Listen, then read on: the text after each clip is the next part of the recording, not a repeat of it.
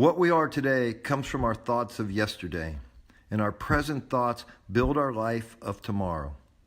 Our life is the creation of our mind, the Buddha. Who are you? Who are you really? Are you living as your best and highest self? The mystery man had folded my check and put it into his pocket and was now interrogating me with a series of questions. I didn't know how to begin to answer. Why are you here? He demanded.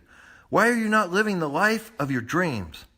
As I fumbled for words, his expression softened. If you can't answer these questions, it's not your fault. Most of us fall short of fulfilling our potential, and we don't even realize it. We've been born into a world and a system that programs us to settle for much less than we are capable of. We'll come back to those questions in a moment. But first, let me ask you this. Are you ready to finally create the life you want? Are you ready to take back your power and become the author of your own destiny? Now, that was a question I could answer. Yes, I declared. I'm ready. Good, he replied. So you no longer want to keep creating the life you're living. Want. This miserable existence was the last thing I'd ever wanted, and I told him so. He was quiet for a moment.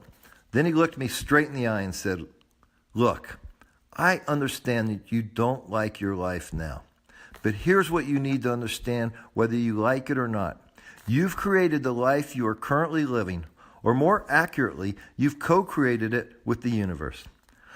And before you can have the life you want, you need to take responsibility for how you ended up where you are and why. I must have looked taken aback at his statement because he quickly assured me, I'm not trying to blame you for the difficult circumstances that you may find yourself in, or dismiss all your suffering as being self-created. But I am asking you to consider that you may be more powerful than you realize. You are already a creator, whether you know it or not.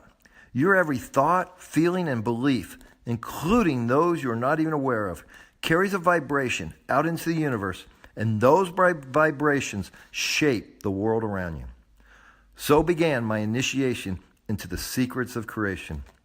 What the mystery man told me as I sat in his kitchen that day is that the entire universe is made up of not of matter, but of energy. It may look and feel solid. The chair you're sitting in, this book in your hands, the ground beneath your feet. But in fact, although you might not be able to see it, everything is actually vibrating, including you. Scientists, since Einstein, have confirmed this fact, as I have learned in my extensive reading over the years since my meeting with the mystery man. Back in those days, I simply took in what he said and followed the instructions he gave me. More than 3 decades later, they remain the foundation of the way I create my own life and the methods I'll be teaching you in this book. But I've also done my own research, reading every book about manifestation I could get my hands on, and finding a wealth of science, mysticism, and practical guidance that supports this approach and explains why it's so extraordinarily powerful.